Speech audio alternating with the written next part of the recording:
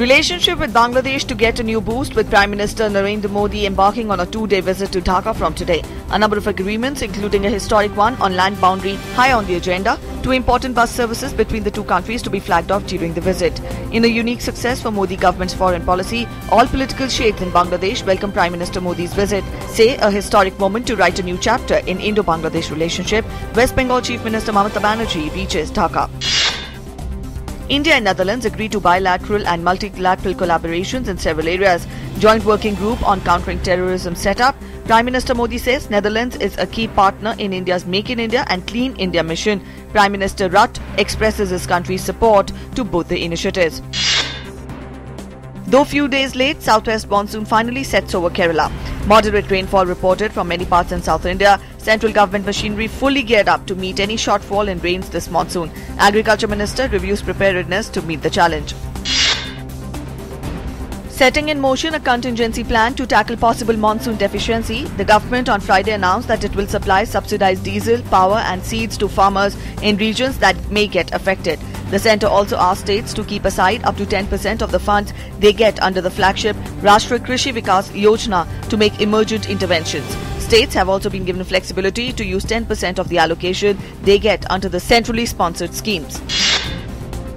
Centre orders Nestle to withdraw 9 approved variants of Maggi brand from the market. Health Minister JP Nadda announces decision after receiving food analysis reports from all states, and the FSAI says laid down measures were not being followed by the brand. Tourist arrival in country on e-visa sees an unprecedented spurt with an over 1,000% jump in numbers during January to May this year as compared to the same period last year. Over 110,000 tourists availed this facility this year. Facility now applicable to 76 countries. Hyderabad City Court has sent TDP legislator Revanth Reddy to 4-day police custody in cash for vote scam. Revanth and 2 others were arrested on 31st of last month while handing over 50 lakh rupees to a nominated member of the Telangana legislature. 2 people died and over 100 were injured after 2 explosions were reported at a Kurdish party election rally in southeast Turkey. The blasts occurred 5 minutes apart on Friday at the final election rally of the pro-Kurdish People's Democratic Party.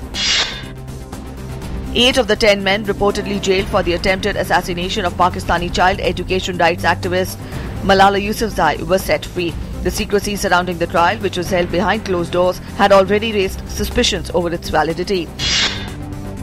The death toll from a cruise ship that capsized on the Yangtze River has risen to 154. Massive search and rescue work for the missing is still underway, particularly inside the cabins. Over 450 people were on board the Eastern Star when it sank on Monday night.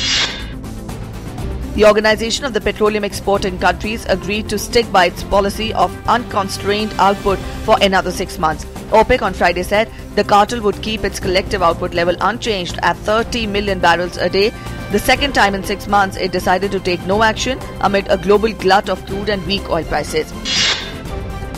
The Indian archery team on Friday pulled out of the World Youth Archery Championships in the US after 21 of its 31-member team were denied visas on apprehensions that they would not return to India.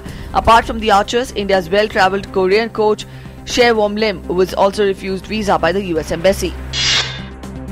P. Kashyap became the first Indian in 14 years to claim victory over the reigning world number 1 in men's singles badminton after a sensational quarter-final win over Chinese Chen Long at the Indonesian Premier Super Series event in Jakarta.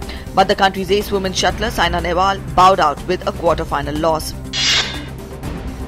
Stanislas Wawrinka kept his dream of a second Grand Slam title alive as he edged a close battle with local favourite Jo-Wilfried Tsonga to reach the French Open final.